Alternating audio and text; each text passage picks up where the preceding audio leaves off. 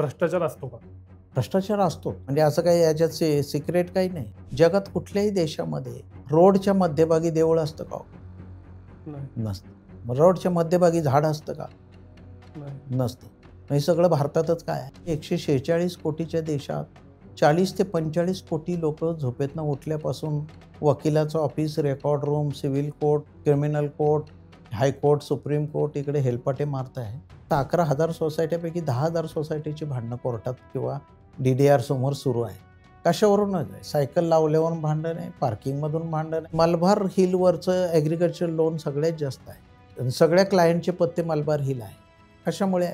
ते कुठेतरी जमीन सोलापूरला धारण करतायत, तर राहतात पत्ता तिकडे. त्यांना माहिती आहे की ॲग्रिकल्चर इन्कम दाखवलं की तेवढं इन्कम टॅक्समधनं माफ आहे.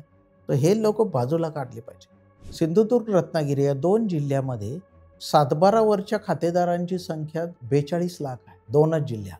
म्हणजे एकाच 7/12वर 70 नावं आहेत, 60 नावं आहेत, 40 नावं आहेत. हे 40 लोक शेतकरी आहेत का हो?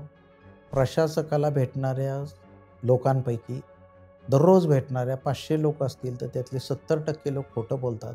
हे मी तुम्हाला स्पष्टपणे सांगतो. संपूर्ण भारतीय समाज हा एकमेकाला सायलेंट ब्लॅकमेलिंगवर आधारलेला समाज आहे. संतांच्या 700-800 वर्षाच्या प्रयत्नानंतर सुद्धा समाज प्रचंड प्रमाणावर स्वार्थी दिसतो मला.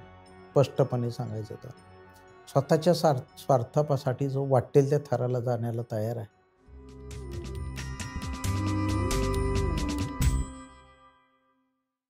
नमस्कार, मी विनायक पाचलक आणि थिंक बँकच्या भारत 800 या विशेष सिरीजमध्ये तुम्हा सगळ्यांचं पुन्हा एकदा मनापासून स्वागत. तुम्हाला माहिती आहे की भारतीय स्वातंत्र्य दिनाच्या आसपास आपण वेगवेगळ्या क्षेत्रातल्या दिग्गजांशी भेटतो, बोलतो, त्यांच्याकडून भारत समजून घेऊ पाहतो आणि भारताची भविष्यातली दिशा काय असेल हेही समजून घेऊ पाहतो. तशीच आजची मुलाखत. भारतातला बहुतांश भाग हा शेतीप्रधान आहे.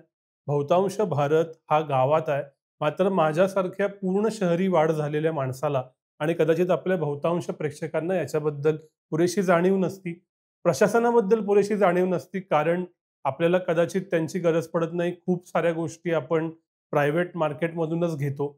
त्यामुळे शेती आणि प्रशासन या 2 गोष्टी समजून घेतल्या पाहिजेत असं आम्हाला वाटतं आणि त्यासाठीची आजची मुलाखत आहे. माझ्याबरोबर आहेत प्रख्यात सनदी अधिकारी शेखर गायकवाड सर. तर स्वागत आहे थिंक बँकवरती पहिल्यांदाच. सरांनी वेगवेगळ्या ठिकाणी काम केलेलं आहे. तुम्ही त्यांची वेगवेगळी व्याख्यानं ऐकली असतील, त्यांच्या कामाबद्दल ऐकलं असेल, त्यांची पुस्तकं वाचली असतील की जी शेतीबद्दल आहेत, जमिनीबद्दल आहेत, प्रशासनाबद्दल आहेत.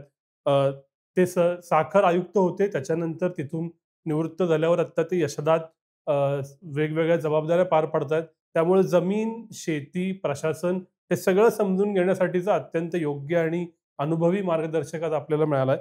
सर, मी प्रशासनापासून सुरुवात करतो. सामान्यतः आधार कार्ड काढणे, बिलात काही प्रॉब्लेम आला तर बघणे, हे वगळता सामान्य शहरी माणसाला रोज प्रशासनाशी संपर्क साधावा लागत नाही. त्यामुळे आमच्या प्रशासनाबद्दल वेगवेगळ्या संकल्पना असतात, की ते कामच करत नसतील, तिथं फायलीच एकावर एक थर वाढला जात असेल किंवा तिथं भ्रष्टाचारच असेल. ह्या सगळ्या आमच्या संकल्पना एका बाजूला.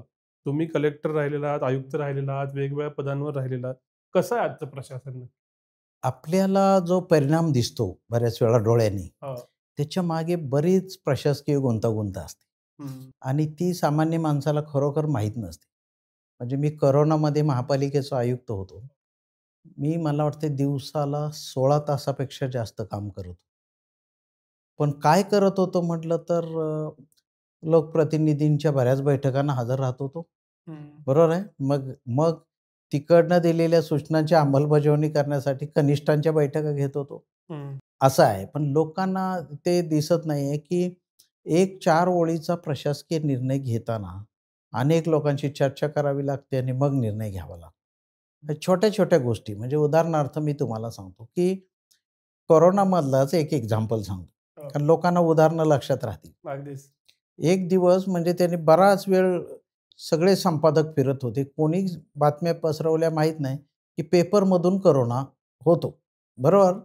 हो. आणि मग लोकांनी पेपर घ्यायचं बंद केलं. त्याचा परिणाम पेपर बंद होण्यामध्ये व्हायला लागला आणि एक दिवस सगळे संपादक आले आणि त्यांना ते म्हणतात, जगामध्ये कुठल्याही देशात आत्तापर्यंत पेपर घेतल्यामुळे आणि वाचल्यामुळे त्याच्यातनं कोरोनाचे जंतू इकडे येतात, असं काही सिद्ध झालेलं नाही. त्यांना मी बसून चहा पाजेपर्यंत मी 20 मिनिटात सर्क्युलर काढलं, की पुण्यामध्ये सगळे पेपर चालू ठेवावे. तर हं. हे करू शकतं का प्रशासन? तर करू शकतं. अच्छा. आणि हे मीडियाच्या लोकांना माहिती आहे, की त्याच्या आधी ते म्हणे, "आम्ही कुणाकुणाला निवेदन देत होतो, काय करत होतो, आमचंच आम्हाला कळत नाही." हं. मुळात एक एक गोष्ट सांगायला पाहिजे आपल्या लोकांना, की प्रश्न मांडता येत नाहीत लोकांना, असं एकदा पंतप्रधान राजीव गांधी म्हटले, की हो. भारतात मला सगळ्यात मोठी समस्या काय जाणवते, तर लोकांना आपला प्रश्न कमीत कमी शब्दात, अचूक शब्दात मांडता येत. हं. त्याचा प्रश्न असतो एक आणि तो मागतो भलतंच काहीतरी. तर ही व्यवस्था समजून न घेतल्याचा हा सगळा परिणाम आहे.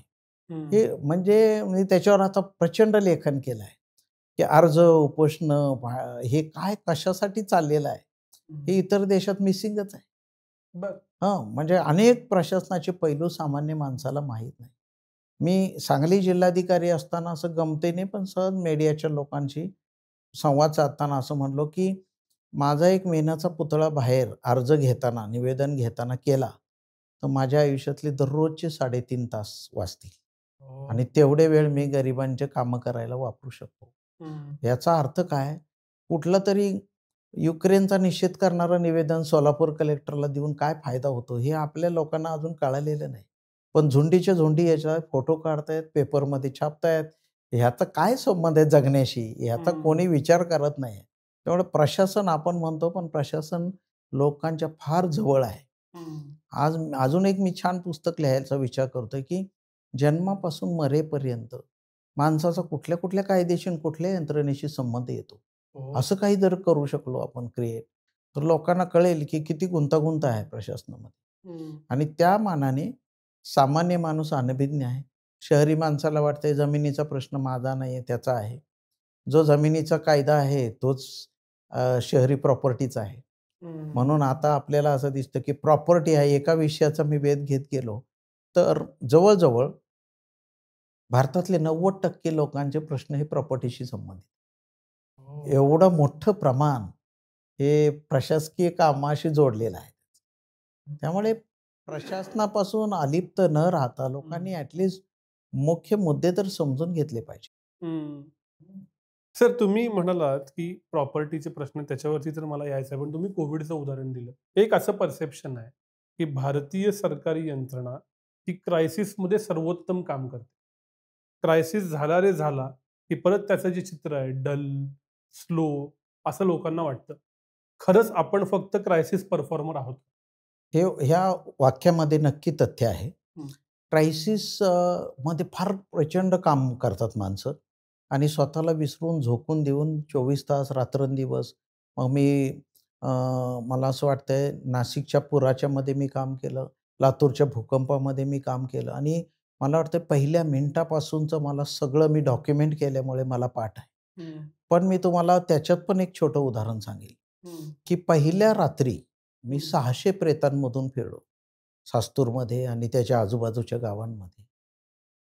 भूकंपामध्ये एक तर मेलेले लोक होते किंवा जिवंत लोक होते. जखमी लोकांचं प्रमाण प्रचंड कमी होतं, फार कमी होतं, ओह! फार कमी होतं.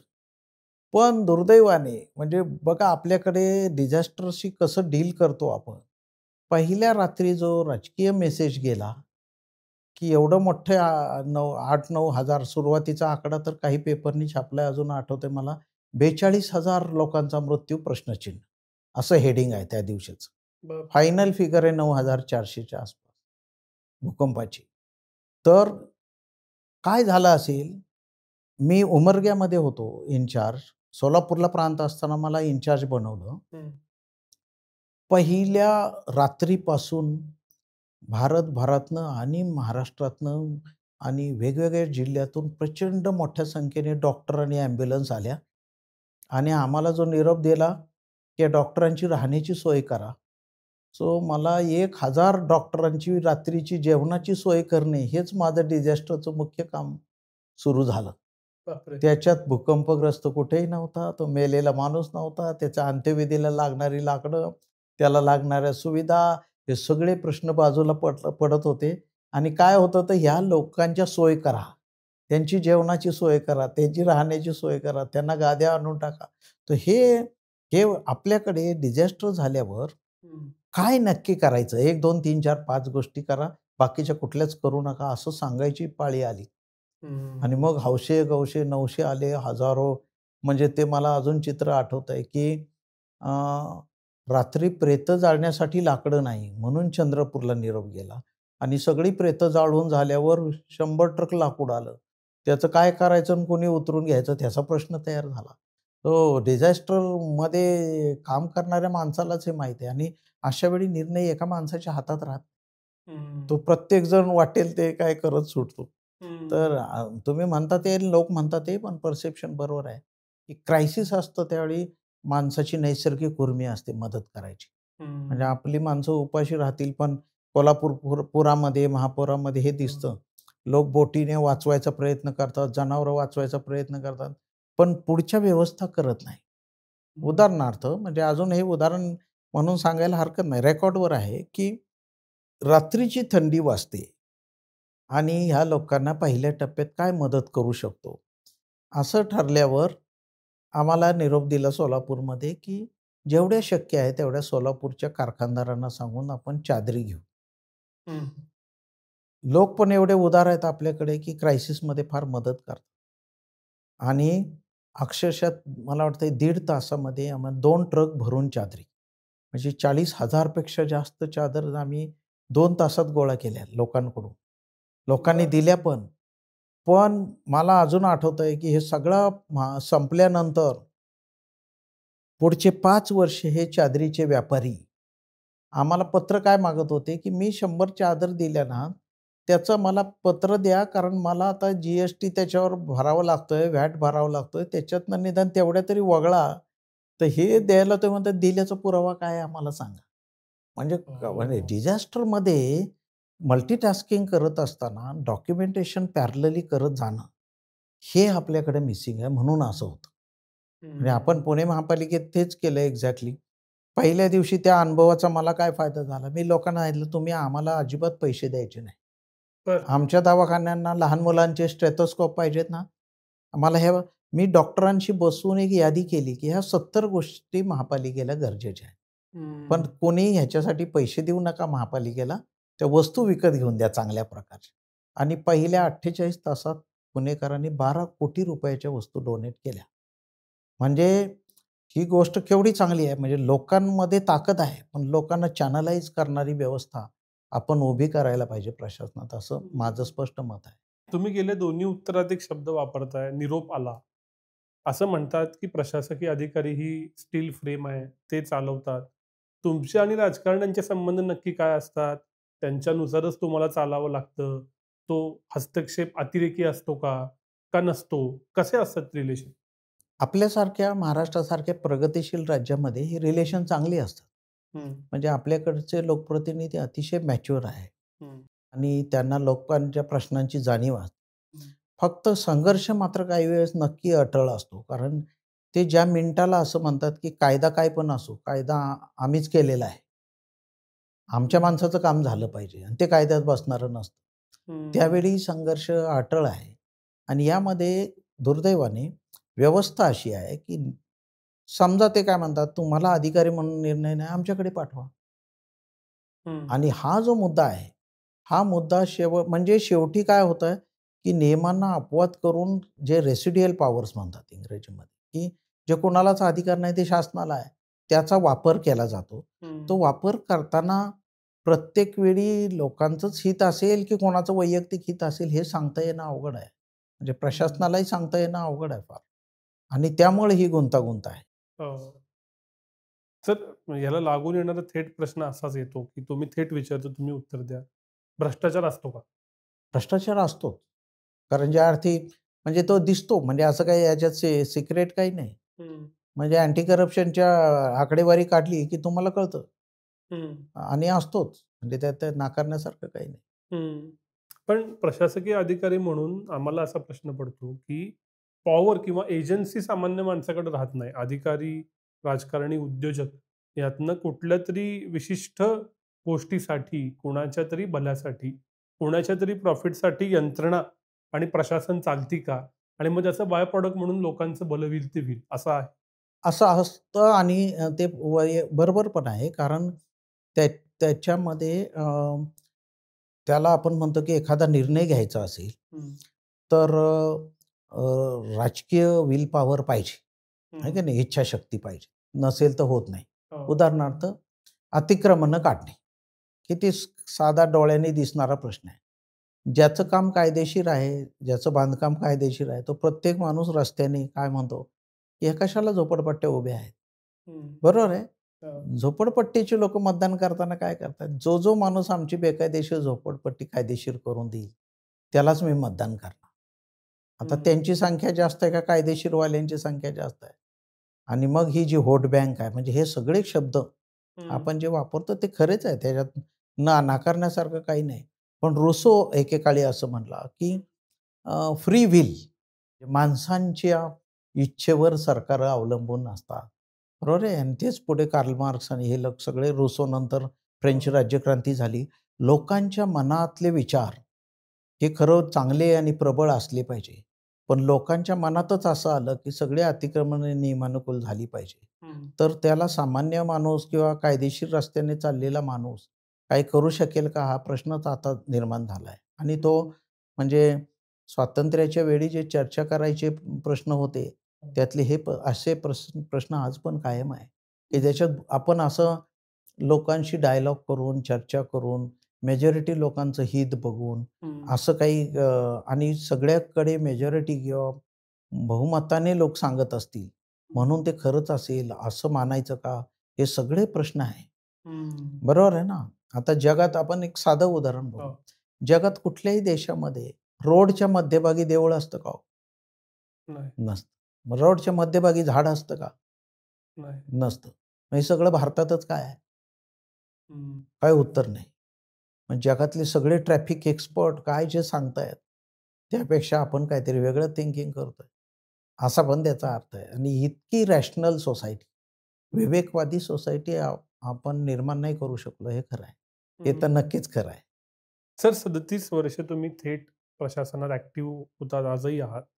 आपल्या प्रशासनाच्या स्ट्रेंथ काय आणि वीकनेसेस काय with respect to common man? मी सगळ्या भारतभर पण अनेक ठिकाणी निवडणूक चं निरीक्षक म्हणून गेल्यामुळे हो, मला तिथलं पण प्रशासन माहिती आहे. हो. तुलनात्मकदृष्ट्या इतर सगळ्या राज्यांपेक्षा महाराष्ट्राचं प्रशासन सगळ्यात चांगलं आणि प्रतिसाद देणारं लोकांसाठी आहे, बरं. असं मानलं जातं आणि राष्ट्रीय पातळीवर पण त्याची दखल घेतली जाते. महाराष्ट्रातलं प्रशासन पण चांगलं आहे. महाराष्ट्रातले लोकप्रतिनिधीसुद्धा जेवढे जागरूक आहेत, ते इतर राज्यांमध्ये दिसत नाही. बरं. हां, म्हणजे मी बिहारमध्ये बघितलं, राजस्थान, हिमाचल प्रदेश, सगळ्या यूपीमध्ये मी ऑब्झर्व्हर होतो. म्हणजे अ, कलेक्टरच्या गाडीमध्ये मी जनावरं पकडण्याचे दोर बघितले आहेत. यूपीमध्ये. अच्छा. रस्त्याने जाणारी जनावरं पकडणे, भाकड जनावरं, हे मुख्य काम आहे असं मला त्या कलेक्टरनी सांगितलं. हो, त्या दृष्टीने बघितलं तर महाराष्ट्राचं प्रशासन चांगलं आहे. फक्त याला चॅनलाइज करायला पाहिजे अजून चांगल्या पद्धतीने आणि लोकसंख्या वाढत असताना, लोकांच्या अपेक्षा वाढत असताना, हं, सामान्य माणूस की जो कुणाच्याच वशिला नाही त्याचा, तो न भेटता आपोआप काम होईल अशी व्यवस्था करायला पाहिजे होती. हं. ते आपण करू शकलो नाही. दुर्दैवाने लोकप्रतिनिधींची पण अपेक्षा तशी होताना दिसत नाही. म्हणजे आपण बिनधास्त ह्याच्यावर चर्चा करायला पाहिजे, की तुम्ही लोकांची कामं नका करू, पण आम्ही सांगितलेलं काम करा. असं सर्रास बोलताना आजकालच्या काळात लोकप्रतिनिधी आपण बघतो. हं, म्हणजे काय, एकेकाळी लोकप्रतिनिधी म्हणायचे, "पण पब्लिकसाठी हे काम करा." ते म्हणतात, "पब्लिकचं काम करता का नाही यात मला काही घेणं नाही." हं, आणि हा प्रशासनापुढचा सगळ्यात द्वंद्व जे आहे ते ह्या प्रश्नाशी जोडलेलं आहे, असं हं. म्हणू शकतो आपण. मी गेटेड सोसायटीत राहतो. माझ्या अपरोक्ष महापालिका, पुणे महानगरपालिका काय-काय सर्व्हिसेस मला देते. पाणी येतं, लाईट येतं, जे काय असेल. वर्षातून एकदा मी ऑनलाईन घरफाळा भरतो आणि माझा इमर्जन्सीशिवाय प्रशासनाशी संपर्क तुटतो. बरोबर. तर एक सजग नागरिक म्हणून मला प्रशासनाबद्दल काय माहिती पाहिजे आणि मी या प्रशासनाकडे कसं बघितलं पाहिजे? एक तर कायद्यामध्ये बऱ्याच तरतुदी केल्या होत्या. त्याच्यात प्रभाग रचना नावाची गोष्ट केली आपण हं, आणि सगळ्या पॉवर डेलिगेट करा म्हणून आपण वॉर्ड ऑफिसेस केले. कुठला प्रश्न वॉर्ड लेव्हलवर सोडवला पाहिजे आणि कुठला आयुक्तांपुढे गेला पाहिजे हे सुद्धा कायद्यात डिफाईन्ड आहे. हं, परंतु लोकप्रतिनिधी किंवा नगरसेवकांना असं वाटतं माझ्या गल्लीतला प्रश्न फार मोठा आहे. हं, बरोबर आहे ना? तर तो झाडणाऱ्या माणसाला सांगत नाही, "तू इथलं का कमी झाडलं रे? असं का सोडून दिलं? आणि माझ्या घरासमोर स्वच्छ ठेवलं आणि शेजारच्या घरासमोर का तसंच कचरा सोडून गेला?" असा प्रश्न विचारणं रस्त्यावर हं, नागरिक विचारणार नाही. पण ते आयुक्ताला जाब विचारू शकतात. "तुम्ही काय झोपलाय का?" असं म्हणू शकतात इझिली. हं, बरोबर आहे ना? त्याला ते माहिती नसतं की 3000 किलोमीटर रस्त्यांमध्ये त्याचं कुठल्या भागामध्ये असं झालेलं आहे. हे त्याला कळणं पण इम्पॉसिबल आहे. सो ह्याची व्यवस्था आपल्याकडे काही नाही. सामान्य माणसं त्याची ड्युटी करताना पण दिसत नाही आपल्याला हं, दुर्दैवाने. हं, हं, म्हणजे त्याला दिसतंय की आपला फुटपाथ समोरचा चांगला आहे. मग हा परत-परत का 3 वेळा बदलतायत फरशा? असा प्रश्न लोकांनी विचारलाय असं मला दिसत नाही. हं, मग आपण म्हणतोय की भ्रष्टाचार आहे. असं मला निवेदन एक दाखवा गेल्या 50 वर्षात, की आमच्या वॉर्डातले हे 4 रस्ते एवढे सुंदर आहेत व त्याचे फुटपाथच नवीनच बसवलेले असल्यामुळे पुढील 5 वर्ष हे फुटपाथच्या टाईल्स बदलण्यात येऊ नये, अशी मागणी लोकांनी केली. हं. असं मला एक उदाहरण दाखवा. असं एकही असण्याची काही शक्यता खरं आहे. आपण शहरी बाबीं बोलतोय म्हणून तुम्ही जस्ट शेवटच्या तुमच्या पोस्टिंगच्या आधी पुण्याचे आयुक्त होता. हा सगळीकडं रील मी उघडला मोबाईल की पुण्याचा ट्रॅफिक हा प्रश्न असतो आणि सर्वच महानगरात असं कंजेस्टेड, चोक झालेलं दिसतं. पोल्युशन आहे, air pollution, noise pollution, light pollution, traffic. काय आहेत नक्की भारतातल्या शहरांचे प्रॉब्लेम काय आहेत? प्रचंड प्रश्न आहेत आणि ग्रामीणपेक्षा शहरी भागातले प्रश्न लवकर प्रशासनाजवळ येऊन धडकतात.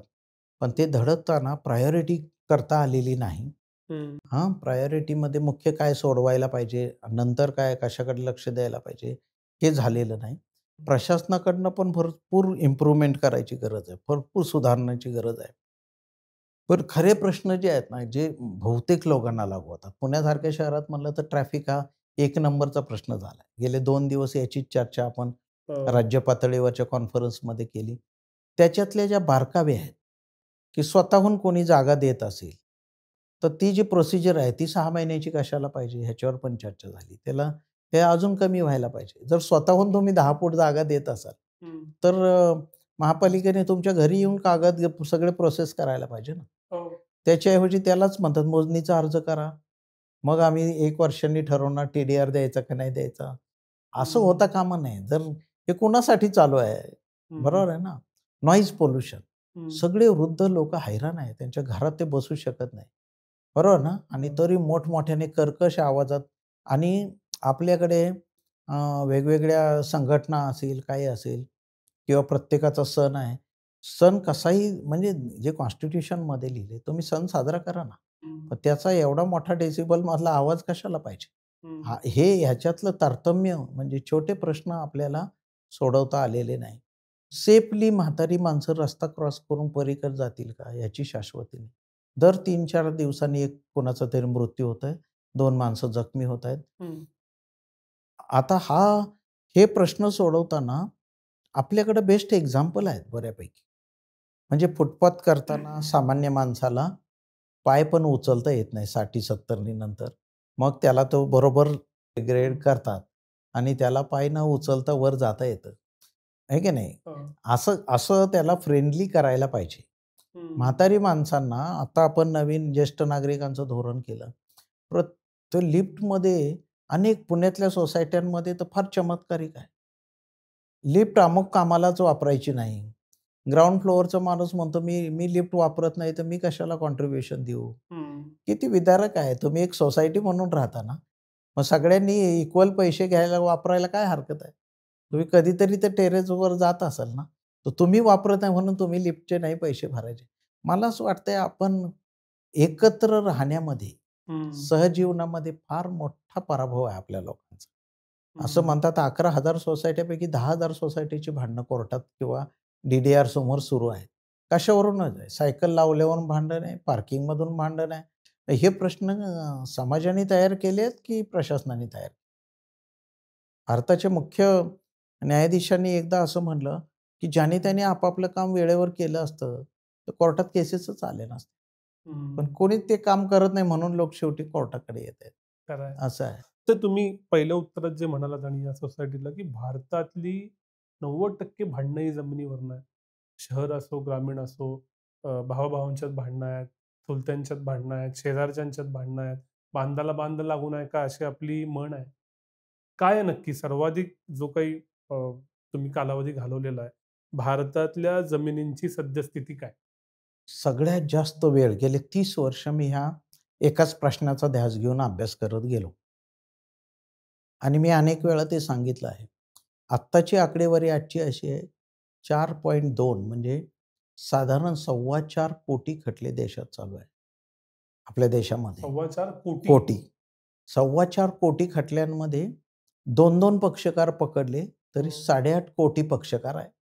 8.5 कोटी पक्षकार म्हणजे एकाची माणसाची एक केस चालू असेल तर 5 लोकांचं कुटुंब त्या भोवती आहे. म्हणजे 146 कोटीच्या देशात 40 ते 45 कोटी लोकं झोपेतनं उठल्यापासून वकिलाचं office, record room, civil court, criminal court, high court, supreme court इकडे हेलपाटे मारत आहे. अशी 300 तर कोर्टाची नावं आहे. आणि बापरे! आणि 40 कोटी मुलं शाळेला जात आहेत. हे 40-45 कोटी भांडणाला जात आहेत. राहिलेल्या म्हाताऱ्या माणसांवर आपला देश चाललाय की काय? असं म्हणायची पाळी आहे. की भयानक विदारक आहे. आणि कशामुळे आहे? प्रोसिजर सिंपल नाही. साध्या-साध्या गोष्टी आहेत. त्यांच्याकडे आता युरोपमध्ये आणि अमेरिकेमध्ये म्हणतात सिग्नल तोडला, तिथंच त्याला अरेस्ट करतात, तिथंच ठेवतात. त्याला सोडतच नाही जोपर्यंत फाईन भरत नाही. संपला विषय. कशाची नोटीस, कशाचं पत्र, कशाचं हिअरिंग, काय भानगड नाही. कॅमेरा आहे, पुरावा आहे, संपला विषय. एवढं सिंपल करायला पाहिजे. आपल्याला आपण छोट्या-छोट्या गोष्टींमध्ये एवढी गुंतागुंत निर्माण केली आहे. इव्हन कायद्यामध्ये सुद्धा असं जिथे 50 साली कायदा केला, 3 महिन्याची नोटीस, 1 महिन्याची नोटीस. हे आता बाकी तो दिवसभर रील बघतोय, WhatsApp वापरतोय. मग त्याला नोटीसला WhatsAppला नोटीस दिली तर का तो म्हणतोय मला मिळाली नाही, असं का होतंय? तर हे दुटप्पीपणा समाजातला कमी करायला पाहिजे. हं. त्याला जर ₹100 शासनाने दिले आहेत म्हटलं तर तो म्हणतो WhatsApp बँकिंगने मला चालतील. आणि रिफंड करायची वेळ आली तर म्हणतो नोटीस द्या मला. हे कसं काय? तर हे आता चीनने मला सांगायला हे होईल, की चीनने नुकताच सिटिझन इंडेक्स काढला. बरं. फार इंटरेस्टिंग आहे. त्याच्यावर आता एआय डॉक्युमेंटरीमध्ये लोकांना ते वाचता येईल YouTubeवर. फार इंटरेस्टिंग आहे. ते असं म्हणतायत, की लाल सिग्नल असेल आणि कोणी पण गपचूप ते तोडून पुढे गेला, तर 200 फूट पुढे जाण्यापूर्वी त्याच्या संपूर्ण चीनमध्ये 3000 फाइव्ह स्टार हॉटेलमध्ये त्याला एंट्री बंद होईल. 150 एअरपोर्टला त्याला आतमध्ये जाता येणार नाही. त्याचा व्हिसा 2 वर्षासाठी सस्पेंड होईल. इथपर्यंत लोकांना जरब बसवणारा सिटिझन इंडेक्स आणलाय त्याने. म्हणजे तुम्हाला चांगलं वागावंच लागेल, नाही तर तुमचा दुसरा पर्यायच नाही. शाळेमध्ये दुसऱ्या मुलाची कंपास चोरली, की -4 त्याला मारलं, की त्याला मायनस इतके आणि त्याचा इफेक्ट त्याच्या नोकरीवर, प्लेसमेंटवर सगळीकडे होईल. इथपर्यंत सिटिझन इंडेक्स आणायचा विचार चीनसारखा देश करतोय. आपल्यासारख्या देशात तर ही इम्पॉसिबलच आहे. परंतु आज विचारसुद्धा करायचा म्हटलं तरी लोकांना अवघड आहे. हं. परंतु असं लोकांनी करावं का? हा जो मूळ प्रश्न आहे त्याचं उत्तर अनुत्तरितच आहे. कोणीच बघत नाही आणि कॉन्स्टेबल नाही म्हणून मग ही सिग्नल व्यवस्था कशासाठी? बरोबर आहे ना? मग ॲक्सिडेंट झाले तर कोण जबाबदार आहे? म्हणजे ह्याच्यात बहुतांशी परत जी बोटं आहेत, ती 4 बोटं नागरिकांकडे येतील असा आत्ताचा काळ आहे. तुम्ही जे जमिनीचं म्हणालात, ते फक्त ग्रामीण भागात आहे का शहरी भागात आहे? नाही, नाही. कशावरनं भांडतायत लोकं? ती सगळीकडे आहे. बरं. ग्रामीणमध्ये पण आहे, शहरांमध्ये पण आहे. हं. आणि मी त्याचे म्हणजे मी तर आता 30 पुस्तकं त्याच्यावरच लिहिली आहेत. म्हणून मी सांगतो, की 4 कारणामुळे भांडणं आहे. बरं. मुख्य म्हणजे त्याच्यातला साधारण 30% भांडणं लोकं एकमेकाला दिलेला शब्द पाळत नाही. अच्छा. हां. मुख्य कारण ते आहे. दुसरं कारण आहे सामाजिक गुंतागुंत. पॉलिटिक्स आहे, ईर्ष्या आहे, महत्त्वाकांक्षा आहे, जिद्द आहे, एकमेकाची जिरवायची हौस आहे. या सगळ्यामध्ये एक 35% भांडणं आहे. बरं. कायदा कळत नाही, हं. अशी एक साधारण 20% भांडणं आहे. म्हणजे देवाची जमीन आहे, स्वस्तात मिळते, मी विकत घेतली. देवाचा पॉवर ऑफ अटर्नीवाली माणसं फिरतायत. देवाचा टी-डी-आर घेणारी माणसं फिरतायत. त्यामुळे एक म्हणजे सगळी व्यवस्थाच एकमेकाला फसवायच्या नादात आहे. हं. 15% भांडणं ही प्रशासकीय चुकांमुळे. मोजणी होतानाच मूळची चुकली, नकाशा चुकला, खरेदी खात्यात विहीर लिहिली आहे, पण ती विहिरीची नोंद फेरफार नोंदीमध्ये आली नाही. झाडांची नोंद कोकणामध्ये महत्त्वाची आहे, फळझाडांची. 2 आंब्याची झाडं आहेत, भांडणं करतायत लोक. आणि जवळ-जवळ म्हणजे मी असं म्हणतो गमतीने, की खटल्यांवर प्रॉपर्टीच्या किती टक्के पैसे खर्च केले पाहिजे? असा थेसिस भारतात कोणी केलाय का? असं मी शोधत होतो. असा कुठलाही रिसर्च स्टडी अवेलेबल नाही, की माझी 1,00,000ची जमीन असेल, तर मी किती टक्के पैसे भांडणावर खर्च केले पाहिजे? याचा आता पब्लिकला समजून सांगायची वेळ आली आहे. हं. कारण असं एक इंटरेस्टिंग गणित जमिनीच्या बाबतीत निर्माण झालं आहे. मी सांगितलं तसं, की दोनही पक्षकार 80 वर्ष भांडतायत, अशी मी केस कोल्हापूरला चालवली पहिली, की ज्यामुळे मी लिहायला लावलं. 80 80 वर्ष. 80 वर्ष. 1903 ला सुरू झालेली केस मी 89 ला चालवली. 1986 वर्ष केस चालली. जमीन होती 1 एकर 6 गुंठे. दोन्ही शेतकऱ्यांना आयुष्यभर आणि त्याच्यानंतरची एक पिढी, म्हणजे आजोबाची वेळी केस चालू झाली तरी नातू माझ्यासमोर भांडत होता. अशी केस चालू आहे. दोन्ही पक्षकारांना फायदा होतोय, दोन्ही वकिलांनाही फायदा होतोय, तरी जमिनीचे भाव वाढत असल्यामुळे केस चालूच आहे. सो असं जगाच्या पाठीवर कुठल्याही देशाला न समजणारं इकॉनॉमिक्स भारतीय माणसाच्या हाती सापडलेलं आहे. आणि म्हणजे फार वेळा हे उदाहरण मी सांगितलं, की पहिला जो माणूस गरीब दिसला मला, त्याला मी विचारलं, "कशाला भांडता रे या केसमध्ये?" तो म्हणला, "खरं सांगू का साहेब, तुम्ही नवीन दिसताय. जमीन माझी नाहीच आहे." म्हणे. अरे मी म्हणलं, "2दा सुप्रीम कोर्टात केस जाऊन आली. High court, supreme court, tenancy court असं करत गेले 86 वर्ष चालू आहे. पण तो म्हणतो जमीन माझी नाही. जमीन दुसऱ्याचीच आहे म्हटलं. त्याची आहे. मी ताबा ठेवलाय. मी 40 टन ऊस काढतो. 20 टनाचे पैसे मी घेतो. 20 टनाचे पैसे मी वकिलाला देतो. मी प्रॉफिटमध्ये का लॉसमध्ये आहे? आणि मलाच पश्चाताप झाला, की आपण चुकीच्या माणसाला विचारलं. पुढच्या आठवड्यात दुसऱ्याला विचारलं, तर तो म्हणे, "मी मरताना वडिलांना हातात हात देऊन शब्द दिलेला आहे. राहिलेली 50 एकर जमीन विकावी लागली तरी चालेल, पण याच्यातनं मी माघार घेणार." कशाचं लोक न्यायालय, कशाचं काय? लोकांना हे समजतच नाही आहे. हं. दोन्ही वकिलांना मी म्हटलं, की "हे कसं काय चालवताय केस तुम्ही?" ते म्हणताय, "आमचं असं ठरलंय, जर माझा माणूस जिंकला, तर निम्मी जमीन मला, निम्मी शेतकऱ्याला, असं आमचं गणित आहे." तर तिघांनाही प्रॉफिट होतंय, केस चालूच आहे. हे जगात कुठल्याही देशामध्ये नाही, हे मी निश्चित सांगू शकतो. पण सर एक मूलभूत प्रश्न असा आहे, माणूस शहरी असो किंवा ग्रामीण असो, कोणीही असो, त्याचं आणि जमिनीचं इतकं घट्ट नातं, त्याच्यावरनं केस लढणं, त्याच्यावरनं भावबंदकी होणं, का आहे? भारतीय माणूस आणि जमीन यांचं नातं समजावून सांगा. नाही, पिढ्यानपिढ्या हं. जमीन हे फिक्स ॲसेट होतं.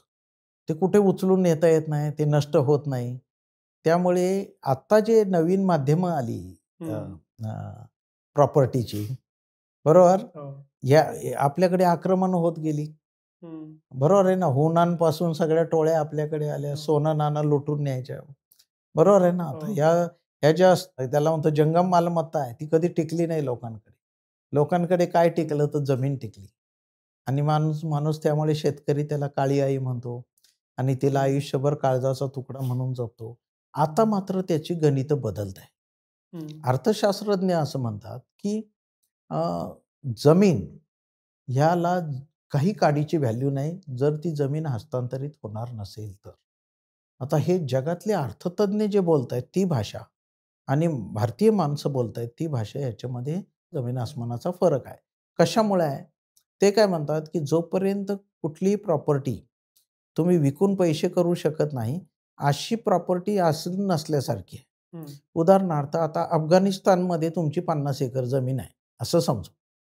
तिला आज मार्केट व्हॅल्यू काय आहे? हं. 0 आहे. पण तुम्ही जिवंत राहणार की नाही हेच माहीत नाही. हो. युद्धकाळामध्ये तिथल्या प्रॉपर्टीला म्हणजे केवळ जमीन जास्त की कमी हा मुद्दा नाही आहे. हं. मुद्दा आहे त्याच्यातून तुमचं जगणं किती जवळच्या बाबतीत जोडलेलं आहे. आत्ता जी परिस्थिती निर्माण झाली आहे, ती हं. गुंतागुंत याच्यातून आहे की ह्या काळ्या आईचा तुकडा हा हा मला सोडवत तर नाहीच आहे. पण नवी जेव्हा आय टीची पिढी आली 80 नंतर, हो. आता ही पिढी परत शेतात जाईल का नाही हे सुद्धा कोणी सांगू शकत नाही. मग मग आता लँड ॲक्विजिशनमध्ये आपण पैसे वाढवून दिले. आता नवा जो कायदा आला 2013चा, त्यामुळे ग्रामीणमध्ये रेडी रेकनरचे 4 पट पैसे आपण देतो. शहरामध्ये 2 पट देतो. म्हणजे कागदावर सरकारी जो रेट असेल, 2,00,000 असेल तर ₹8,00,000 मिळणार आहे. मग काय झालं, पहिल्यांदा जमिनीत प्रत्यक्ष ताबा नसलेले, पण कागदावरचे जे मालक आहेत, ते जागे व्हायला लागले. बरोबर? आणि त्याच्यातून एक नवी गुंतागुंत निर्माण होत आहे. उदाहरणार्थ, मुलींची लग्न झाली, त्या सासरी गेल्या. त्यांचं लग्न कोणी केलं? तर आई-वडिलांनी केलं. कदाचित थोरल्या भावानी केलं. आता बहिणीच्या आडून तिचे मिस्टर, तिची मुलं हे ह्या जे पैसे मिळणार आहे लँड ॲक्विजिशनचे, त्याच्यामध्ये हिस्सा सांगतायत. कायद्याने तो आहेच. हा प्रश्न कोर्टात जायची गरज नाही. सगळेजण एकत्र बसले तर सुटू शकतो. आणि ह्याचे नियम पण स्पष्ट आहेत एकदम. बहिणींचा हिस्सा फिक्स आहे, भावांचा आहे, याच्यात कुठेही डाऊट नाही. फक्त प्रत्येकाची अपेक्षा एवढी जास्त आहे, की आता मी शेतात जाणार नाही, पण तरी मला माझे जास्त दिवस पैसे कसे करता येतील याचे. असा विचार येत आहे. आणि नवी पिढी आल्यानंतर म्हणजे आपल्याकडे ग्रामीण म्हण होती, की तिसऱ्या पिढीमध्ये तुमचं कुणी ऐकत नाही. आता तिसरी पिढी आल्यानंतर जमिनीच्या बाबतीमध्ये ही गुंतागुंत अजून वाढत आहे. आणि लँड ॲक्विजिशनचे पैसे जास्त मिळाल्यानंतर मी फक्त कोर्टात अर्ज दिला, की माझा हिस्सा आहे. तर तुम्हाला मिळणारे 2 कोटी मी 5-5 वर्ष अडवून ठेवू शकतो, असं लोकांच्या लक्षात आलं आहे. त्यामुळे खटल्यांचं जे कारणं आहे, त्यात ही 4 मुख्य कारणं जरी असली मी सांगितली तरी मानवी वृत्ती हे त्याच्या मागे चारीच्या मागे लपलेलं कारण आहे. देवाची जमीन विकायचा तुम्हाला अधिकार आहे का? म्हणजे एवढी धार्मिक माणसं असताना देवाची जमीन कशी लोक विकू शकतात? पण विकण्याची असंख्य उदाहरणं भारतामध्ये आपल्याला बघायला मिळतील. मग कोण पुजारी विकतोय, कोणी गुरव विकतोय, बरोबर आहे, ट्रस्टी विकतायत. मग तो ट्रस्टी कशासाठी नेमलाय? परवा त्यांनी हायकोर्ट आणि सुप्रीम कोर्टने निकाल दिला, देवस्थान इनामाची जमीन ही कायमस्वरूपी देवस्थान इनाम राहील. ते वतन कमी करायचा सरकारला पण काही अधिकार नाही, असा रिसेंटली निकाल आला आहे. पण तोपर्यंत आपण निम्म्या जमिनी तर विकून टाकल्या देवाच्या, असं पण आहे. तर एका बाजूला अशा पिढ्या की ज्यांच्यासाठी जमीन सर्वस्व आहे, कदाचित त्यातले काही मोठा भाग शेती करतोय. त्यांच्या पुढच्या पिढ्या की ज्यांना फ्लॅटही ओन करायचा नाही. आज विशेषतः शहरी भागात रेंटल ही सर्वाधिक मोठी प्रवृत्ती आहे. ते विकत घेणं तर सोडा, आम्ही 10 ठिकाणी बदलत राहू. त्यांना गावात राहायचं नाहीये. ते शहरात एक-एक स्टेप पुढे जातील. आधी कनिष्ठ मध्यम वर्ग, मग मध्यम वर्ग, मग उच्च मध्यम वर्ग. पण गावात राहणार नाही. हे कॉन्ट्राडिक्टरी नाही का? एका बाजूला जमिनीवरनं एवढी भांडणं आणि दुसऱ्या बाजूला अर्थात यातलीच बहुतांश लोकं असं म्हणत असतील म्हणून हा ट्रेंड आलाय ना? ते बरोबर आहे. पण लोकांना बघा आता जर ऑप्टिकल फायबर लिंक आली, वायफाय तुमच्याकडे आलं, तर बहुतेक सगळे आता शेअर ट्रेडिंग. पूर्वी काय व्हायचं, बॉम्बे स्टॉक एक्सचेंज जवळ व्यापारी राहायचे, सगळे ब्रोकर. आता ते सगळे कुठे राहतात? डोंबिवलीच्या पलीकडे. कशामुळे? त्यांचा स्टॉक एक्सचेंजमध्ये जाण्याचा संबंधच नाही राहिला. भारतामध्ये जमिनीचे जे दर आहेत, ते जगाच्या पाठीवर कुठेही नाही. मुंबईत तुम्ही जर बघितलं, एक एकर जमीन 500 कोटी 800 कोटीला विकल्याची आपण उदाहरणं वाचतो. मध्यंतरी एका तज्ज्ञ अर्थशास्त्रज्ञांनी आम्हाला प्रॅक्टिकल प्रश्न समजून घ्यायसाठी फोन केला मला. तर त्याचं म्हणणं असं होतं, की सगळी शहरं म्हणजे दिल्ली, मद्रास, मुंबई, कलकत्ता अशी सगळी शहरं 20 शहरं घेतली, तर त्यांनी व्यापलेली शहरांची जमीन ही 0.005% सुद्धा नाही भारताच्या. मग अमेरिकाने जी लिबरल पॉलिसी ठेवली, की लांबपर्यंतच आपण डिसिप्लिन, घर म्हणजे घराच्या कडेनी घराचं जेवढं क्षेत्रफळ आहे त्याच्यात तिप्पट क्षेत्रफळ मोकळं ठेवावं लागेल. तुम्ही कसंही घर बांधा. परमिशन राज्य नाही ठेवलं. अधिकाऱ्यांकडे जायची गरज नाही. कुठेच परवानगी मागू नका. पण चुकीचं बांधलं की आम्ही पाडू. आणि त्यांनी टाईप डिझाईन दिले. 4-6 गुंठ्याचा प्लॉट आहे, तर 3 गुंठे बांधू शकता, 3 गुंठे मोकळे सोडू शकता. असा जर नियम असेल एखाद्या शहराचा, तर सगळी घरं तशीच बांधलेली सापडतात. लक्षात आलं की नाही? तर हे लिबरल करायला पाहिजे. आणि लोकांनी लांबपर्यंत काही फरक पडत नाही फारसा. आपण जे म्हणतो अजून एक प्रवाद सारखा येतो, की शेतीला जमीन कमी पडेल. असा एक अप्रोच आपण बरेच दिवस घेतला. पण तुम्ही जर आकडेवारी काढली, तर हे 20-20 मजली बिल्डिंग बांधल्या आणि रस्ता 12 फुटाचा. तर हे जे कंजेशन आहे चालता येणार नाही अशी शहरं तयार होतील. हं. आणि हे एवढा मोठा एफ-एस-आय आणि हे ह्याला टिकणार नाही आहे. रस्त्यावर प्रॅक्टिकली ड्रेनेज आणि पाईपलाईन्स आणि हे काहीच व्यवस्था टिकणं शक्य नाही होणार. आणि मग कदाचित आपल्याला शहरं जगण्यासाठी पात्र म्हणजे लिव्हेबल शहरं राहतील का? हं. हा पण एक मोठं चॅलेंज आपल्यापुढे आहे आता. हं. आजच्या तारखेला तरी पुण्यासारख्या शहरामध्ये. तुम्ही जे सांगताय, की भारतातल्या मेट्रोचं क्षेत्रफळ हे लेस दॅन 1% आहे आणि तिथं भारतातली 30% तरी लोकसंख्या राहते. एकदम बरोबर. असं जर का असेल, तर याला जो व्यत्यास तुम्ही म्हणालात, की शेतीवर मग शेती कमी होईल, मग शेतीवरची खाणारी तोंडं वाढली, म्हणून लोकं शहरात आली. शेती आणि शहरीकरण यांचं काय कोरिलेशन आहे? एक महत्त्वाचं कोरिलेशन जे जागतिक पातळीवर मानलं जातं, हं. जेवढी शेतीवर अवलंबून असणाऱ्या लोकांची संख्या कमी, तेवढा विकसित देश. हे युनिव्हर्सली सर्व देशांनी मान्य केलेला आर्थिक सिद्धांत आहे. Less the number of people dependent on agriculture, more is the developed country. असं ते वाक्य आहे. ह्याचा अर्थ असा आहे, की शहराच्या तुलनेत शेतीमध्ये सरप्लस मॅनपॉवर आहे आणि हे हिडन मॅनपॉवर आहे. हं. म्हणजे खरं 5च एकर जमीन आहे किंवा कोल्हापूरसारख्या शहरात 1.5 एकर जमीन आहे. ती एका छोट्या कुटुंबाला जगण्याला पात्र आहे. पण त्याच्यावर दोन्ही-तिन्ही भाऊ जगतायत. कारण का त्यांना दुसरं काहीच स्किल नाही, दुसरं काही नोकरी नाही. त्यामुळे हे 6च्या 6 लोकं तिथे दिसतात आपल्याला. आणि हं. मग प्रेशर ॲग्रीकल्चरवर जास्त येतं. त्यापेक्षा ह्यातनं बाजूला काढायला पाहिजे. किंबहुना दुसरा पण एक मार्ग करू शकतो, तो फार ईझी आहे खरं म्हणजे, की जिथे-जिथे माळरान जमिनी आहे, ज्याला एकदम सिंपल भाषेत आमच्या सातबाराच्या भाषेत सांगायचं तर हेक्टरी आकार ₹1 कमी आहे. अशा जमिनी म्हणजे माळरान जमिनी आहे महाराष्ट्रातल्या. बरं. त्या सगळ्याला इंडस्ट्रियल झोन जाहीर करून टाका. कशासाठी हे रिस्ट्रिक्ट करून ठेवायचं? करू हं. दे लहान मुलांना छोटे-छोटे व्यवसाय निर्माण करू दे. फर्स्ट इयरला कॉलेजला आला, की त्यांनी स्वतःचा एक व्यवसाय सुरू करायला पाहिजे आणि अजून 4 लोकांना नोकऱ्या दिल्या पाहिजे. एवढा लिबरल आपल्याला व्हायला पाहिजे. तर हे एम्प्लॉयमेंट जनरेशन आणि हा जो वेग आहे, हं. त्या वेगाला नाहीतर आपण मला वाटतंय वेगाच्या बरोबर आपण जाऊ शकणार आणि मग बेकारी वाढेल. आमच्यासारख्या लोकांना शेती म्हणजे हायवेवरून जाताना छान दिसणारी, त्यातही ऊसाची किंवा मग आज भाजीपाल्याचे दर वाढले, कमी झाले. भाजीपाल्याचे दर वाढले, की आम्ही म्हणतो महागाई वाढली. कमी झाले, की शेतकरी म्हणतात, की आमचा इन्कम कमी झाला. नक्की काय चालू आहे? माझ्यासारख्या शहरी माणसाला सोप्या भाषेत शेती समजावून सांगा. मी आत्ता जे भविष्यातली शेती म्हणून लिहितोय हां. ॲग्रोवनमध्ये, त्यात मी म्हटलं आहे, की हळू-हळू आता महाराष्ट्रामध्ये 12 कोटी लोकसंख्या आहे. त्यात 2.5 कोटी लोकं कागदावर शेतकरी आहेत. 2.5 कोटी. हां. बरं. 2.5 कोटीमध्ये कागदावरचे शेतकरी म्हणजे काय? की तुमच्या वडिलांची जमीन आहे, पण तुम्ही पुण्यात नोकरी करता. हं. बरोबर आहे? तुमचे 2 भाऊ बंगलोरला, मुंबईला नोकरी करतात. वडिलांच्या नावावर शेती आहे, पण त्याच्यामध्ये तुमची 5 लोकांची नाव आहे. त्यातले 4 लोकांनी शेती बघितलेलीच नाही. हो. हां, तर हे कागदावरचे शेतकरी असं मी म्हणतो. आणि शेती करणारा एकच माणूस आहे कोणीतरी.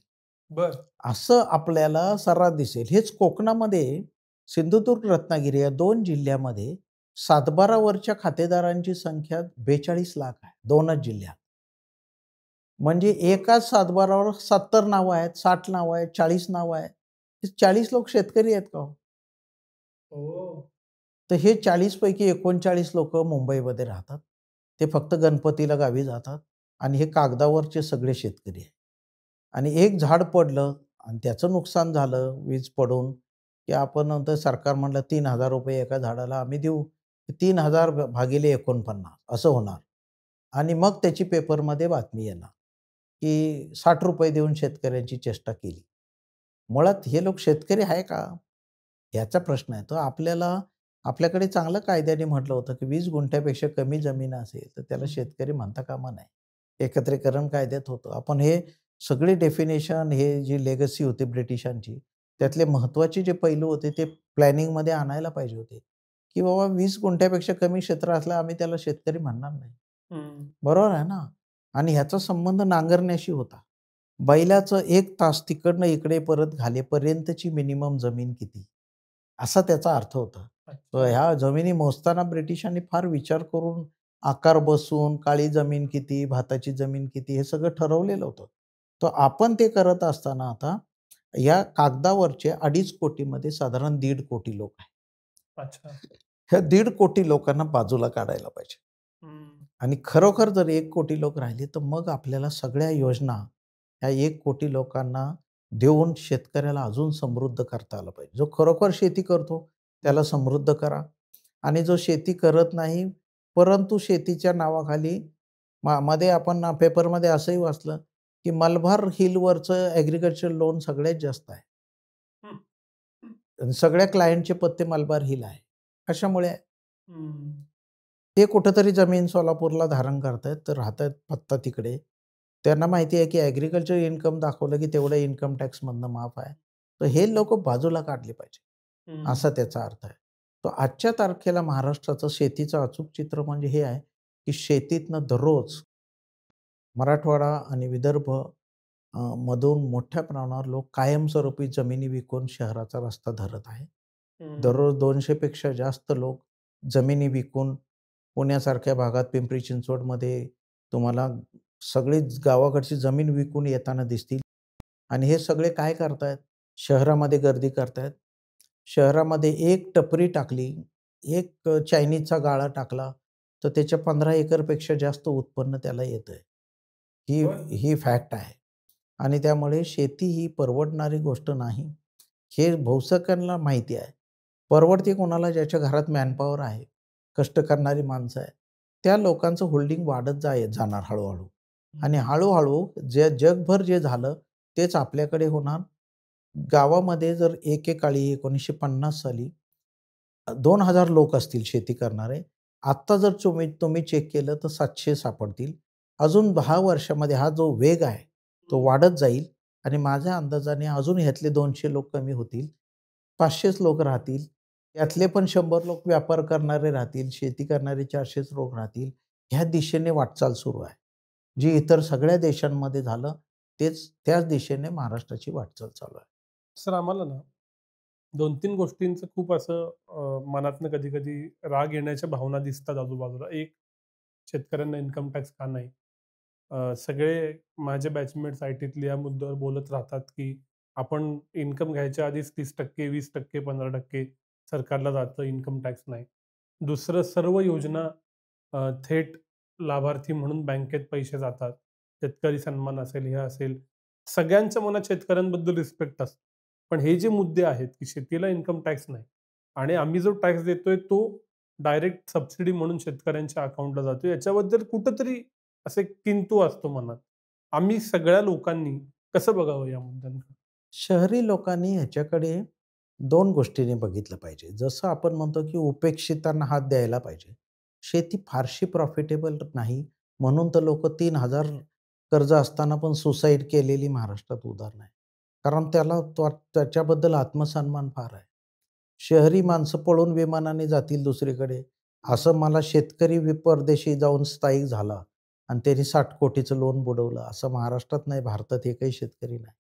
त्यामुळे शेतकऱ्यांची ही बाजू पण शहरी माणसाने समजून घेतली पाहिजे, की तो एक हाय कॅपिटल इंटेन्सिव्ह आता शेती होत आहे. त्याला एका वेळी 2 एकर ऊसासाठी सुद्धा जर 100 पोती युरिया आणायचा असेल आणि त्याच्यासाठी लागणारे 2.5 लाख एका वेळी पाहिजे असतील, तर ते त्याच्याजवळ नाही आहेत आणि त्या सायकलमध्ये तो अडकला आहे.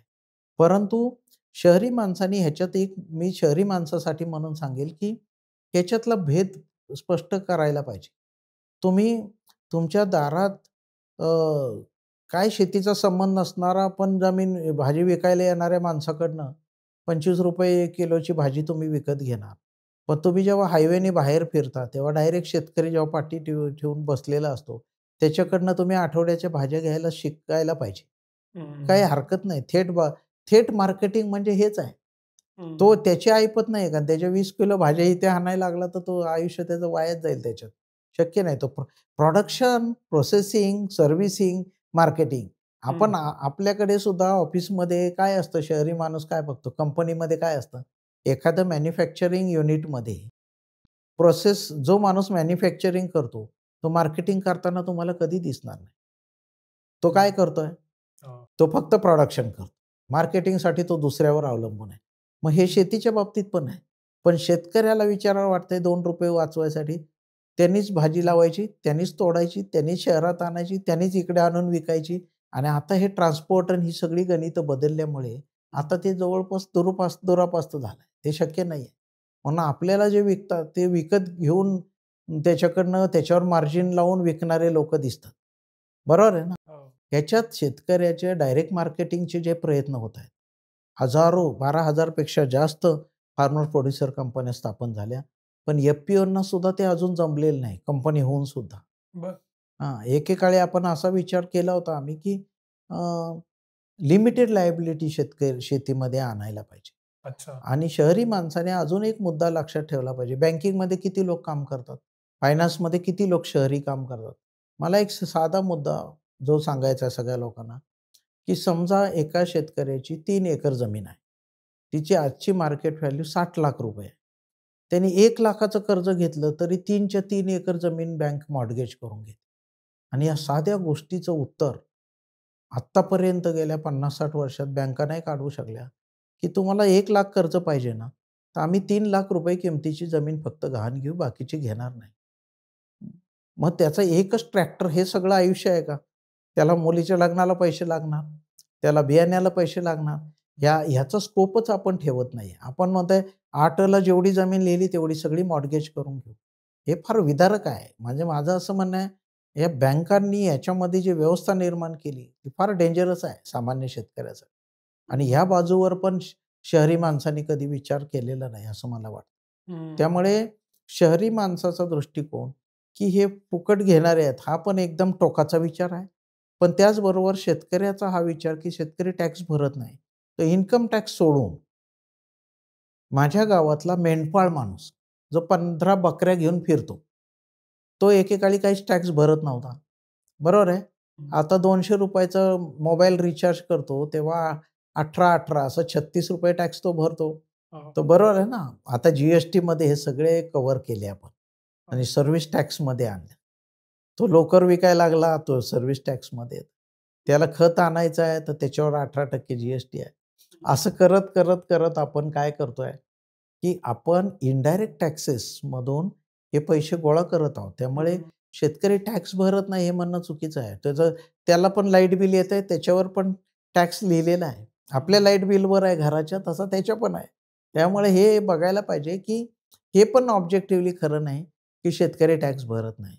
ऊस आहे, तर ऊसाला शिक्षण कर आहे. बरोबर आहे?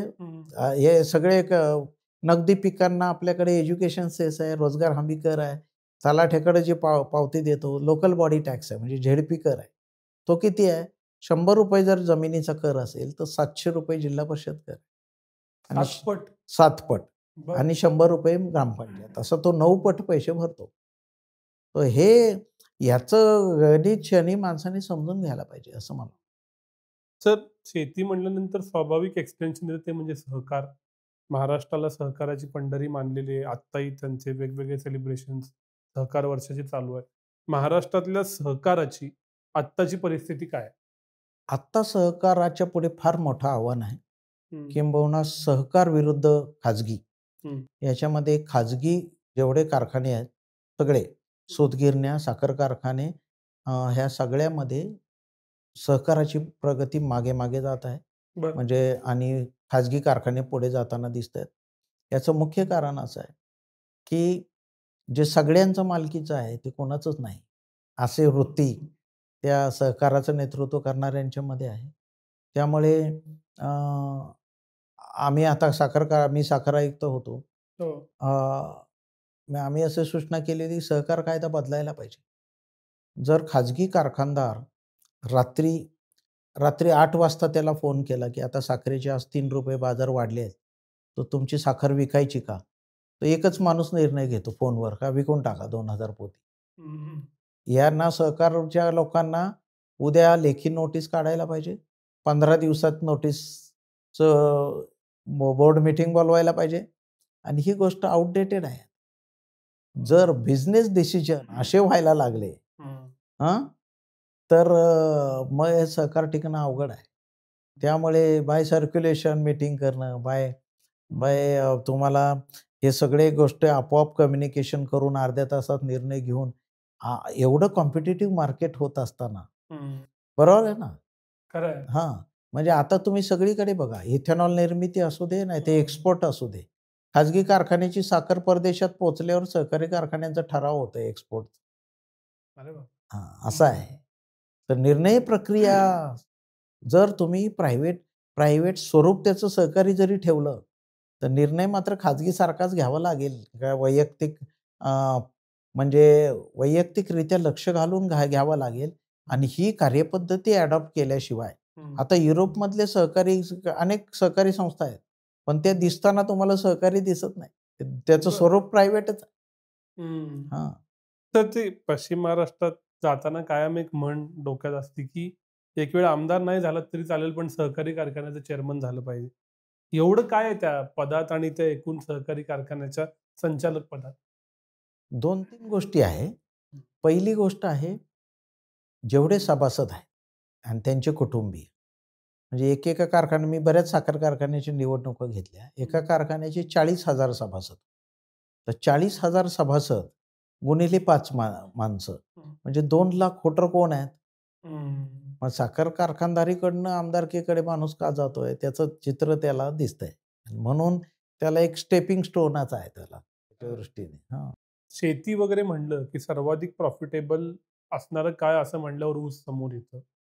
आज या क्षणी आपण बोलताना इथेनॉल गाडीत किती असावं, E20 याच्यावर Twitterवरती, Redditवरती जोरदार चर्चा चालू आहे. तुमचं इथेनॉलवरती पण पुस्तक आहे. आजवर आम्हाला इथेनॉल मॅटर करत नव्हतं, पण आता गाडीत ज्यावेळी इथेनॉल येतंय आणि त्यानं माझी इफिशियन्सी, मायलेज सगळ्यावर परिणाम होणार आहे. आम्हाला साखर, ऊस व्यवसाय आणि इथेनॉल प्लीज समजावून सांगा. एक तर साखरेचं म्हणजे ऊसाचं जे क्षेत्र आहे, ऊस हे एक भरवशाचं पीक म्हणून शेतकरी बघतायत. हो. आपल्याकडे कापूस आणि सोयाबीन नंतर माझ्याच काळामध्ये 3 नंबरचं पीक ऊस म्हणून महाराष्ट्रात पुढे आलं. बरं. साधारण 14.5 लाख हेक्टर क्षेत्रावर ऊस आहे आणि त्याने अच्छा. भाताला मागे टाकलं आहे. बरं. बरोबर आणि हे कशामुळे आहे तर गॅरंटेड एकाच वेळी पैसे हं. येणारं हे पीक आहे. हं. त्यामुळे ऊसाकडे ओढा जास्त आहे. ऊस हा दुसरा मुद्दा आहे. जवळ-जवळ आपण नारळाला कल्पवृक्ष असं मानत आहोत. नारळाचा कुठलाच भाग वाया जात नाही. हो. तसंच ऊसाचं आहे. बरं. ऊसापासून जवळ-जवळ नैसर्गिकरित्या जमिनीतल्या खडकातून जेवढे हायड्रोकार्बन्स आपल्याला मिळत होते. हं. आपण डांबर गोळ्या हं. बरोबर आहे ना? आणि बेन्झीन, हेक्सेन, ऑक्टेन हे सगळे पदार्थ नावं केमिकलची ऐकली तुम्ही. पेट्रोल, डिझेल, क्रूड ऑइल हे सगळे पॅराफिन हे सगळं कशातनं येतंय? तर जमिनीखालच्या क्रूड ऑइलमधनं येत होतं. हो. जवळ-जवळ सगळेच्या सगळे प्रॉडक्ट ऊसापासून तयार होऊ शकतात कारखान्यामध्ये. हे सगळे? हे सगळे. बरं. आणि ही ताकद ह्या ऊस पिकाची आहे. त्याच्यातलं पोटेन्शियल अजून आपण ओळखलं नाही. 160 पेक्षा जास्त वेगवेगळे उपपदार्थ ऊसाच्या रसापासून बनू शकतात आणि त्यामुळे मला वाटतंय आधुनिक काळातला कल्पवृक्ष म्हणून ऊसाकडे लोकांनी बघायला पाहिजे. आता तिसरा मुद्दा आहे, की हे पीक पॉप्युलर का होतंय? तर एफ-आर-पी ज्यावेळी आपण दिला, की त्याला फेअर अँड रेम्युनरेटिव्ह प्राईस दिली पाहिजे. इतर पिकांच्या तुलनेत ज्वारी, बाजरी, मका या सगळ्या पिकांच्या बाबतीत आधारभूत किंमत दिली तरी पीक खरेदी कोणाला करावं लागतं? तर सरकारला. सरकार काय करणार ज्वारी घेऊन? सरकार तर काय भाकरी भाजणार नाही आणि खाणार नाही. मग हे कारण नसताना आधारभूत किंमत वाढवून दिली, तरी खरेदी मात्र सरकारला करावी लागते आणि मग ती स्वस्त धान्य दुकानदारामार्फत गरिबांना वाटावी लागते. जगाच्या पाठीवर अशा प्रकारचा कार्यक्रम कुठल्या देशात नाही. अनेक तज्ञ, अर्थतज्ञ असं म्हणतात, की हा उलट कार्यक्रम करूच नका. किंबहुना एक आम्ही राष्ट्रीय कार्यशाळेला होतो हजर. तेव्हा त्या जगाच्या पाठीवर 28 लाख म्हणजे टन धान्य दक्षिणेकडनं तांदूळ उत्तरेला आणि उत्तरेचं गहू दक्षिणेला. असं जगाच्या पाठीवर कुठलाच देश करत नाही. आणि त्याच्यातच आपल्या ट्रेन सगळ्या बिझी आहेत मालवाहू. असं करण्यापेक्षा लोकांच्या फूड हॅबिट बदलण्यापेक्षा लोक जे खातात, म्हणजे उदाहरणार्थ नाशिकचे लोक नाचणी खात होते. आदिवासी भाग सगळा नाचणी खात होता. बाकीचा भाग ज्वारी खात होता. आपण त्यांना आता 15 किलो तांदूळ द्यायला लागलो आणि आपण त्यांच्या फूड हॅबिट बदलल्या. आणि बघता-बघता आपल्याकडे पाहुणा आला तर भात करायची पद्धत होती. आता आपण गव्हाच्या चपातीशिवाय काही खात नाहीये. आणि मग आपण म्हणतोय ग्लुटेन फ्री काय मिळेल का? आणि मला ब्राउन ब्रेड मिळेल का? आम्हीच आपल्या फूड हॅबिट बदलल्या. जगातल्या वेगवेगळ्या फूडच्या एक्सपर्ट लोकांनी हे सातत्याने लक्षात आणून दिलेलं आहे आपल्या, की हे फूड हॅबिट लोकांच्या बदलायला नाही पाहिजे. म्हणून अ, एखादी वस्तू ₹10 ला घ्यायची आणि परत ₹7 ला द्यायची आणि ह्या सगळ्या प्रोसेसमध्ये खर्च ₹5 अजून करायचा आणि हे सगळा हातभट्ट्याचा व्यवहार करायचा नाही. ऊस हे पीक हे त्या मानाने वेगळं आहे, की आधारभूत किंमत तर देतोय, पण ऊस सरकार नाही घेत. ते कारखाने घेत आहेत. त्यामुळे ऊस यशस्वी होण्यामागे हे पण एक कारण आहे, की परस्पर ए व्यक्ती बी व्यक्तीला देतोय, पण त्याची किती किंमत मिनिमम दिली पाहिजे हे सरकार ठरवतं. आणि ही म्हणून एफ-आर-पी दुधाला लावावे अशी पण मागणीमध्ये आली. चौथं ऊस धंद्याच्या बाबतीत सांगायला पाहिजे ते हे, की हे उपपदार्थ जसजसे तयार होतील, त्याला बरीच इन्व्हेस्टमेंट लागेल. एकट्या इथेनॉलमध्ये आपल्याकडे 20,000 कोटीची गुंतवणूक झाली आहे आता. बरं. आणि हे एक प्रकारे त्याला ब्राझील मॉडेल असं म्हणतो आपण. म्हणजे यावर्षी साखर जास्त आहे का इथेनॉलची गरज जास्त आहे, हे ठरवून अगदी वर्षाच्या सुरुवातीला सीझन होण्यापूर्वी ब्राझीलचे लोक ठरवतात. युरोपमध्ये साखर वाढली तर ते म्हणतात इथेनॉल बंद करा.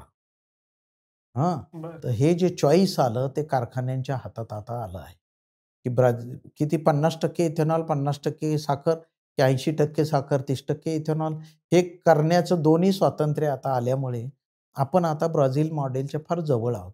त्याचा फायदा भारताला नक्की होणार. कारण इथेनॉल ब्लेंडिंग प्रोग्राममुळे क्रूड ऑइलमधले जवळ आपले 55,000 कोटी रुपये वाचले आहेत. मग परदेशी चलन तेवढं वाचलं आहे आपलं. मग ते पैसे आपल्याला द्यावे लागले असते इराण किंवा इतर देशांना.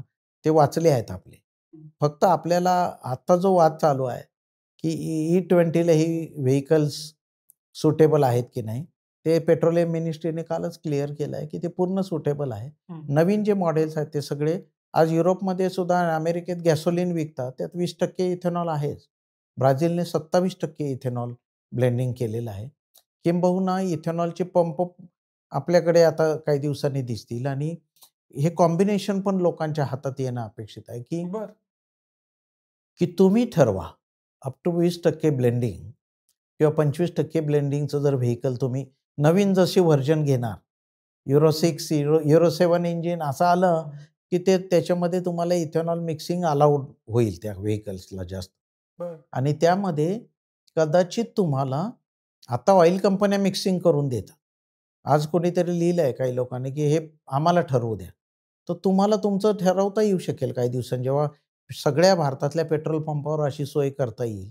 बरं. कारण त्या ब्लेंडिंग ऑफ प्रॉडक्टला ऑइल कंपन्या जबाबदार आहे. त्याच्या फायनल प्रॉडक्टला, क्वालिटीला. ते काय म्हणतात, की आज 20% ब्लेंडिंग येतं. आसाममध्ये पण 20% ब्लेंडिंगचं प्रॉडक्ट ते विकतायत.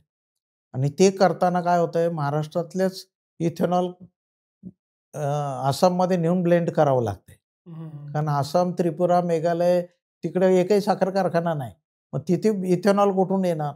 म्हणून एक चांगली गोष्ट केली भारत सरकारने ती म्हणजे 14 राज्यांमध्ये जिथे फूड ग्रेन जास्त होतात, मका, गहू, ज्वारी आणि तांदूळ, तिथे फूडवर आधारलेले इथेनॉल प्लांट करा. इतर राज्यांमध्ये जिथे ऊस जास्त होतं, तिथे ऊसावर आधारलेले इथेनॉल तयार करा. तर ह्याचा एक मास्टर प्लॅन करून हे आखण्यात आलं आहे आणि पुढच्या 2 वर्षात त्याचे चांगले परिणाम पण दिसायला लागतील आणि मला असं वाटतंय ऊस अजून पॉप्युलर होत जाईल असं मला तरी. बरं. एका बाजूला भारताला जगाची डायबेटिक कॅपिटल म्हणून ब्रँड करायचं, हा एक नरेटिव्ह दिसतो. दुसऱ्या बाजूला देशाच्या एनर्जी इक्वेशनमध्ये इथेनॉल आणि ऊस पुढचे 20 वर्ष अपरिहार्य भाग असेल किंवा तोच दिशा ठरवेल, असंही दिसतं. एकूणातच शेतीचं आणि त्यातल्या ऊसासारख्या नगदी पिकाचं पुढच्या 20 वर्षाचं भवितव्य काय आहे भारतात? आज तरी आपल्याला असं दिसतंय, की जी पूर्वी 10 राज्य ऊसाची फार प्रसिद्ध होती. त्यातलं तेलंगणामधले जवळ-जवळ साखर कारखाने संपुष्टात आले आहेत. बरं. तामिळनाडूमधले संपुष्टात आलेत, आंध्रामधले संपुष्टात आले, 2-2, 3-3 फॅक्टरी राहिल्या आहेत. अच्छा. आणि ऊस क्षेत्र हे मुख्यतः उत्तर प्रदेश, महाराष्ट्र, कर्नाटक आणि गुजरात या 4च राज्यांवर आता सीमित होत आहे. नंबर 1. नंबर 2, यामध्ये कारखान्यांना स्पेशलायझेशन करावं लागेल असा पण मी विचार साखर आयुक्त असताना मांडला होता, की जे गुजरातच्या किनाऱ्याला कारखाने आहेत, गुजरातमधले आहेत, त्यांनी साखरेचा एक्सपोर्ट करायला पाहिजे. आणि मराठवाड्यातले जे कारखाने आहेत त्यांना एक्सपोर्टला शक्य नाही त्यांना, कारण या कडेच्या कारखान्यांची साखर संपल्याशिवाय त्यांच्या साखरेला कोणी गिराईकच मिळणार नाही. तर त्या लोकांनी खाद्यासाठी साखर वापरली पाहिजे. यूपीच्या कारखान्यांना पूर्ण नॉर्थ इंडियाचं मार्केट आहे. तर ते जम्मू काश्मीर आणि इकडे त्रिपुरापर्यंत साखर देऊ शकतात. त्यामुळे एक गोष्ट आपण केली, की भारताला खायला जेवढी साखर लागते 270 लाख टन. एवढी साखर असली की सफिशियंट आहे. दर माणशी साखरेचा वापर हा 2016 साली 20 किलो होता. तो आता 16 किलोवर खाली आला आहे दर माणशी. म्हणजे 4 म्हणजे डायबेटिक कॅपिटलचा उल्लेख झाला तर आपला साखरेचा कप कमीच होत आहे प्रत्येक घरामध्ये. युरोपमध्ये आत्ताच तुम्हाला तिथं इंग्लंड, अमेरिकेत गेलेली मुलं आपला गोड चहाच पित नाही आहे. ब्लॅक कॉफी आणि ब्लॅक चहा पिणे हे प्रमाण वाढलं आहे, कारण मुलांना दिसतंय की डायबिटीसचे परिणाम काय. आता फार तरुण मुलं सुद्धा शुगर नसलेले साखर किंवा चहा घेताना दिसतोय आपण. तर हे होणारच आहे. पर कॅपिटा कन्झम्पशन कमी होणार, पण लोकसंख्या वाढत असल्यामुळे आपण 100 कोटी होता तर 146 कोटी झालो. त्यामुळे 260 लाख टनाहून 278 लाख टनावर गेलोच आपण. किती पण दर माणशी गोड खाणारी माणसं कमी झाली. पूर्वी आपल्याकडे म्हणायचे की 15-15 पुरणपोळ्या खाणारी गडी होते आपल्याकडे शेतात काम करणार. आता 2 पण पुरणपोळ्या कोणी खाऊ शकत नाही. तर याचा अर्थ काय, मानवी क्षमता कमी होत चालली आहे. आणि याच्याला लोकच आता वैयक्तिकरित्या शिकतील की दररोज किती साखर खाल्ली पाहिजे. त्याचे 5 पांढरे पदार्थांपासून धोका आहे असं जे म्हणतात, त्याची भूमिका लोक घ्यायला लागले. तर त्याचा परिणाम कारखानदारीवर होणार आहे. परंतु त्याचबरोबर बगॅजसारखं पीक फ्युएल म्हणून वापरता येणं. बगॅजपासून आता जर्मनीने सिमेंट कॉन्क्रीट एवढं स्ट्रेंथ असलेल्या हलक्या विटा, त्याला त्यांनी शुगर क्रीट असं नाव दिलं. सो म्हणजे 80-90% बगॅज आणि बाकीचं हे टाकून तर लाईट वेट विटा झाल्या, तर शेतकऱ्याला अजून आपल्याला अजून 1,500-1,000 रुपये देता येऊ शकतील. म्हणजे हळूहळू या शेतकऱ्याचं उत्पन्न वाढेल असं आपल्याला काहीतरी थिंकिंग करायला पाहिजे. म्हणजे त्या दोन्ही गोष्टी होतील. साखरेचा वापर पण कमी होईल, पण इथेनॉल, बगॅज आणि बाय प्रॉडक्ट मधून शेतकऱ्याला 4 पैसे जास्त कसे मिळतील असं थिंकिंग व्हायला पाहिजे. मुलाखतीच्या शेवटच्या टप्प्यात येताना आपण 3 ब्रॉड विषयांवरती बोललो, प्रशासन, शेती आणि समाज. या तिन्ही घटकांवर तंत्रज्ञानानं कसा प्रभाव पाडलाय? सगळ्यात जास्त प्रभाव तंत्रज्ञानानेच पाडला असं आपल्याला म्हणता येऊ शकतं. प्रिसिजन फार्मिंग असा शब्द तुम्ही ऐकला असेल. पूर्वी लोक इस्रायलची शेती म्हणतात. खरं त्यातलं तत्व शिकण्यासारखं एवढंच आहे प्रिसिजन फार्मिंग. प्रिसिजन फार्मिंग म्हणजे काय, की नेमकेपणाने समजा माझी लिंबाची बाग आहे, तर मी 15 दिवसांना पाणी देत असेल, तर ते म्हणतात आता हे सायंटिफिकली मोजा ना. आणि तुम्हाला आता सहज शक्य आहे. म्हणजे एक छोटं डिव्हाइस लावलं तर तुम्हाला प्रत्येक झाडाच्या खाली मुळ्यांमध्ये किती मॉइश्चर आहे हे समजतं. आम्ही इस्रायलमध्ये एक बाग बघून आलो ॲव्होकॅडोची. तो माणूस आम्हाला वाटलं बाग लगेच उघडून फिरायला लावेल, तो तिकडे घेऊन गेला नाही आम्हाला. आम्हाला त्याने आधी कंट्रोल रूममध्ये नेलं. तर प्रत्येक शेतकऱ्याची एक छोटी कंट्रोल रूम आहे. एक watchman cabin of the cabin आणि त्यात एक कॉम्प्युटर आणि त्याला ते मॉइश्चरायझर जोडलेले. त्याने आम्हाला PC उघडून दाखवलं की माझे 19व्या रांगेमधल्या 353 नंबरच्या झाडाला हे पाणी कमी आहे असं हे दाखवत आहे. तेवढ्यालाच मी आता पाणी देणार, माझं काम संपलं, मी कुलूप लावणार आणि घरी जाणार. सो 20 मिनिटात तो शेतकरी परत गेला. बापरे. तर तहान लागलं तर पाणी पितो माणूस. ही जी पर्सनलाइज गोष्ट आहे, वैयक्तिक गोष्ट आहे, ती गोष्ट शेतीमध्ये आणली ना, त्याला प्रिसिजन फार्मिंग असं म्हणतो. तर म्हणजे मी सगळ्याच झाडांना खत टाकत बसेल, आता हे होणार नाही, हे टेक्नॉलॉजीने आणलं. आता तुम्हाला एक्झॅक्टली 5 मिलीमीटर 5 युरिया इथे टाका, लिक्विड युरिया टाका. त्या झाडाला नका टाकू, हे झाड थोडं खराब झालं, याला 12 टाका. हे टाकता येणं शक्य आहे आता. म्हणजे जसं सगळ्या औषधाला डॉक्टर एकच औषध देत नाही, प्रत्येकाची बॉडी तपासून औषध देतो, तशी गोष्ट आता झाडाचं आरोग्य तपासून वैयक्तिकरित्या त्या झाडाला कशाची गरज आहे आणि हे म्हणून आता शेती सायंटिफिक होण्यामध्ये कदाचित आता म्हणतात 50,000 वर्ष झाली जगातल्या शेतीला. हार्डली म्हणजे 850 पिढ्या झाल्या आहेत. ही पहिली पिढी आहे की जिथे तंत्रज्ञानाचा सगळ्यात जास्त प्रभाव पडेल. तो स्प्रिंकलरमध्ये येईल, तो ट्रॅक्टरमध्ये येईल, तो AI बेस्ड टेक्नॉलॉजीमध्ये येईल, तो आपल्याकडच्या ऑनलाईन प्लॅटफॉर्ममध्ये येईल, तो ब्लिंकिटला जोडला जाईल, तो Amazonला जोडला जाईल. शेतकऱ्याला म्हणजे मार्केट कमिटीतल्या माणसाने रेट ठरवायच्या ऐवजी त्याला इथे कळेल की या 5 मार्केट कमिटीत रेट काय आहे, मला कुठे माल दिला पाहिजे. इथे गाडी आल्यावर शोधत बसायची गरज नाही. तो रस्त्यातूनच गाडी दुसरीकडे नेऊ शकतो. तर हे चॉईस आता शेतकऱ्याच्या हातात येईल. तर मला वाटतं तंत्रज्ञानाचा सगळ्यात जास्त इफेक्ट. सर, असाच तंत्रज्ञानाचा इम्पॅक्ट प्रशासनात कसा झाला? गेल्या 3 दशकात तुम्ही कसं बदलताना बघितलं?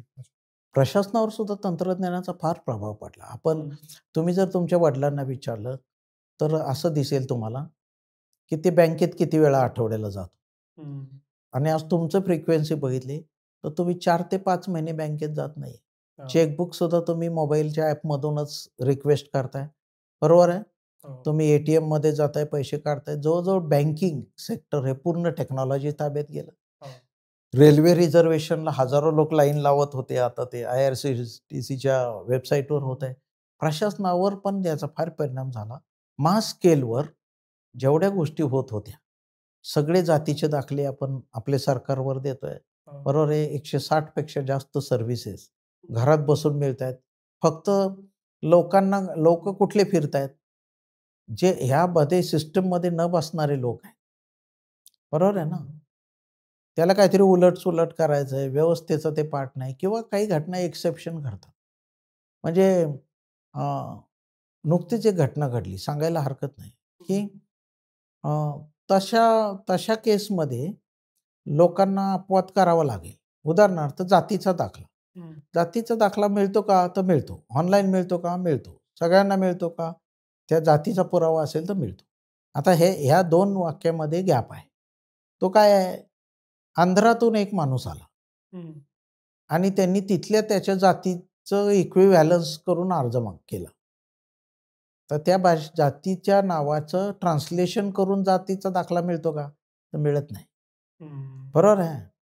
प्लस इंटरकास्ट मॅरेज आहे, त्यातलं एकाची हे जाते, दुसऱ्याची दुसरी जाते, त्याच्या मुलांना कुठली जातीचा दाखला द्यायचा. हे सगळ्या कॉम्प्लेक्स केसेस आहे की जिथे लोक येत आहेत, लोकप्रतिनिधी येत आहेत, त्याच्यामध्ये ऑफिसमध्ये भांडणं होत आहेत, कोणाला तरी काळं फासलं जातं. हे जे भानगड आहे ही प्रशासनाला त्रास देणार आहे.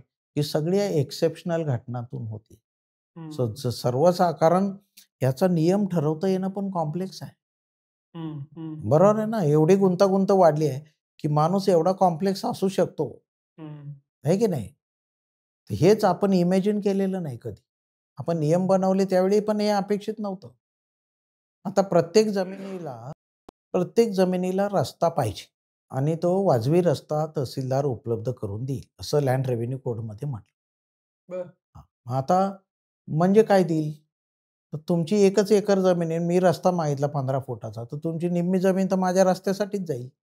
तर हे 1960 साली इमॅजिन केलेलं नव्हतं की जमिनीचे एवढे छोटे तुकडे होतील की रस्ता देणं परवडत नाही. मग तहसीलदारांनी प्रॅक्टिकल अर्थ काय, वाजवी रस्ताचा अर्थ बांधावरची पाऊलवाट हा सुद्धा वाजवी रस्ता असा काढून हे चालू आहे सध्या. पण मग नियम ठरवावे लागतील, नाहीतर लोक त्याच्यावरून पण हळूहळू लिगल सोसायटी होत गेल्यानंतर असे मुद्दे येणार की रस्ता म्हणजे पाऊलवाट कशावर, माझी मोटरसायकल गेली पाहिजे, माझी गाडी गेली पाहिजे, माझा ट्रक गेला पाहिजे. असं जर झालं तर जवळजवळ शेती सोडूनच लोकांना जावं लागेल. त्यामुळे ह्या सगळ्यामध्ये तारतम्य, कॉमन सेन्स हाच मुद्दा आहे. पण तुम्ही असं म्हणताय की माझं आडवं तिडवं काही काम नसेल, तर आत्ताचं प्रशासन ते फेसलेस आणि टेन्शनलेस माझं काम करून देऊ शकतो आणि ते टेक्नॉलॉजीनेच आणलं आहे असं म्हणता येईल. बरं. येस. शेवटचा प्रश्न, हे सगळं आपण बोललो त्याचा ब्रॉडर कॉन्टेक्स्ट आहे समाज. आजचा समाज तुम्हाला कसा दिसतो? एक लेखक, एक प्रशासकीय अधिकारी आणि थेट लोकांशी बोलणारा माणूस म्हणून त्याची व्यवच्छेदक लक्षणं काय दिसतात? चॅलेंजेस काय दिसतात? संधी काय दिसतात? मला असं वाटतं म्हणजे अगदी बोल्डली मी बोलतो आणि पब्लिकली पण मी अनेक वेळा बोललो, की संतांच्या 700-800 वर्षाच्या प्रयत्नानंतर सुद्धा समाज प्रचंड प्रमाणामध्ये स्वार्थी दिसतो मला, स्पष्टपणे सांगायचं तर. स्वतःच्या स्वार्थासाठी जो वाट्टेल त्या थराला जाण्याला तयार आहे. किंबहुना माझा स्वतःचा अनुभव असा आहे, की मी फार माझे दरवाजे उघडे ठेवून हजारो लोकांना भेटलो. प्रशासकाला भेटणाऱ्या लोकांपैकी दररोज भेटणाऱ्या 500 लोक असतील, तर त्यातले 70% लोक खोटं बोलतात, हे मी तुम्हाला स्पष्टपणे सांगतो. आणि त्यामध्ये समाजामध्ये म्हणजे असं म्हणतात, की कायदा गाढव आहे. बरोबर, असं एका चार्ल्स डिकन्सच्या कादंबरीत हं. वाक्य आलं. मी लेखक म्हणून जेव्हा ह्याच्याकडे बघतो, तेव्हा मला असं दिसतं, की एवढा गुंतागुंतीचा माणूस कसा? आहे ना? आणि हा माणूस किती स्वार्थी असू शकतो, याची मला तर हजारो उदाहरणं मी लिहूनच काढली आहेत. परंतु अ, आईला फसवणारी माणसं आहेत, त्याला खोटं बोलणारी माणसं आहेत, तिचा अंगठा घेणारी माणसं आहेत. जाता-जाता मी एक छोटं उदाहरण हं. मी तुम्हाला सांगेल. तुम्हाला ह्याचं सगळ्याचं प्रतिबिंब सापडेल, की आपला एक सिक्युरिटी गार्ड आहे. तो एक दिवस माझ्याकडे आला, कोकणातला आहे तो. आणि त्याने माझं कुठून तरी ऐकलं आणि मला म्हटलं, की "तुम्ही पुस्तक लिहिली, मला ह्याच्यावर गाईड करा." बरं. तर कोकणातली 10-12 गुंठ्याची वाडी, त्याच्यामध्ये त्याची जमीन होती तेवढी. तो म्हणला, की "माझी आई मयत झाली, वारस नोंद झाली. माझ्या थोरल्या भावाने 4 गुंठे जमीन घेतली आणि आम्हाला दोघा भावांना 2-2 गुंठे दिली. असं कसं काय झालं?" म्हणलं, "हे मला कळणार नाही यार. तू भावाला विचारून ये आणि त्या नोंदी पण घेऊन ये, मग मी सांगतो." मग तो पुढच्या वेळी गावी गेला. भावाला विचारलं त्यानी. तर भावाने काय उत्तर दिले बघा. तो म्हणला, "गेले 1.5 महिने आई आजारी होती. तिचं शेवटचं पाणी मी पाजलं आहे आणि शेवटी सगळे डॉक्टरकडे निगा वगैरे मी राखली. म्हणून मी 2 गुंठे जमीन जास्त घेतली. तुला काय करायचं ते कर." मी म्हटलं, "मग तुझं काय म्हणणं आहे?" तो असं म्हणला, की "आई कोमामध्ये होती सर. ती काहीच बोलतही नव्हती आणि काही खात पण नव्हती. मरताना आम्ही तिन्ही भावांनी तिचं तोंड हाताने उघडून 1 चमचा पाणी, ते तिकडचं गंगाजल आणलेलं ते टाकलं. मी त्याच्या बदल्यात 2 बिसलरी बाटल्या भावाला द्यायला तयार आहे." आता ह्याच्यात न्याय कसा करायचा? हे एक मोठं प्रश्नचिन्ह आहे. मग हा माणूस ऑस्ट्रेलियाचा नाही, हा इंग्लंडचा नाही, हा स्वातंत्र्याच्या वेळी चुकून ब्रिटिश इथंच राहिले त्यातला नाही. हा अस्सल मराठी माणूस आहे आणि तो असं थिंकिंग करतोय. ह्याला मला वाटत नाही ह्याच्यात काही प्रशासकाकडे उत्तर आहे, न्यायाधीशाकडे काय उत्तर आहे. माणसं सख्या आईला 15 दिवस सांभाळल्याची कॉस्ट म्हणून जमीन जास्त घेण्याचा प्रयत्न करताय आणि ही मला वाटत नाही स्वार्थीपेक्षा वेगळी काही वृत्ती असू शकत. म्हणजे त्याला असं वाटत नाही, की आईची काळजी घेणे हे माझ्या ड्युटीचाच भाग आहे. असं तोपर्यंत त्याला वाटत नाही. बरोबर आहे ना? हं. तोपर्यंत हा प्रश्न सुटणं कदाचित शक्य नाही आणि त्यामुळे जोपर्यंत लोकांना असं म्हणतात, ब्रिटिशांनी एक फार छान वाक्य असं म्हटलं, की संपूर्ण भारतीय समाज हा एकमेकाला सायलेंट ब्लॅकमेलिंगवर आधारलेला समाज आहे. आता हे जे वाक्य आहे, एवढं मी फार त्याचा विचार केला. ते असं म्हणतात, की अ, समजा एखाद्या माणसाने गरजेपोटी दुसऱ्याला लाईट गेली म्हणून कंदील मागितला. हं. तो समोरचा शेतकरी म्हणतो, "कंदील घेऊन जा, पण त्याला काच बसवून टाक." सो हे हं. जे काउंटर बॅलन्सिंग आहे समाजाचं, की एकाने एक प्रश्न टाकला, की त्याच्याकडं एक दुसरा असा प्रश्न तयार आहे, की तो तुम्हाला ते करायला भाग पाडतोय. त्यामुळे तो म्हणतो ह्या नातेसंबंध किंवा मैत्री किंवा सामाजिक संबंध हे निरागसतेवर आधारलेले नाही. बरं. आणि हे आपल्या समाजाबद्दलचं निरीक्षण, हे मला वाटतं फार मोठं प्रश्नचिन्ह निर्माण करणारं आहे. फारच कमी लोकं न्यूट्रल तुम्हाला सापडतील. हं. लोकं कुठला ना कुठला तरी स्वार्थी हेतू ठेवून या सगळ्या प्रश्नांकडे बघतायत आणि ते जोपर्यंत आहे, तोपर्यंत सामाजिक प्रश्न मोठ्या संख्येने राहणार. ते गुंठेवारीवर येणार आणि ते आईच्या अंगावरच्या दागिन्यापर्यंत येणार, सोन्याच्या मोत्यापर्यंत म्हणजे त्या मण्यापर्यंत येऊन थांबणार आणि रिसेंटली एक घटना पुण्याजवळ झाली. ती मुद्दाम मित्राच्या गावी झाली म्हणून सांगायला हरकत नाही. दोनही मुलं जिवंत आहे. दोन्ही मुलं अंत्यविधीला आले. पण मी करणार नाही अजिबात. यांनी आयुष्यभर वडिलांसाठी काही केलं नाही. याच्यावर दोघांनी पण अंत्यविधीचे पैसे खर्च करायला नकार दिला. शेवटी गावकऱ्यांनी सगळ्यांकडनं ₹100-100 गोळा करून सगळ्या गावकऱ्यांनी त्या मुलांच्या देखत अंत्यविधी वडिलांचा केला. आणि ही घटना पुण्यापासून 20 किलोमीटरवर झाली आहे. बापरे! आणि हे शेतकऱ्यांच्या बाबतीत असं होतं. ह्याच्यावर कोणी विश्वास नाही ठेवणार, पण दररोजचा पेपर उघडून बघितलं तर असंख्य बातम्या तुम्हाला अशा दिसतील. माझं म्हणणं स्वातंत्र्याला एवढी वर्ष झाल्यानंतर आत्मपरीक्षण नावाची गोष्ट हाच सगळ्याचा मार्ग दिसतो आहे मला स्वतःला तरी. तर खूप खूप आभार. खूप वेगळं विश्व आम्हाला समजून घेता आलं या मुलाखतीच्या निमित्तानं. खूप थेट बोलता आलं. तुम्ही वेळ दिलात त्याबद्दल खूप आभार. पुन्हा वेगळ्या विषयावर भेटू. पण इथेच थांबूया. धन्यवाद. धन्यवाद.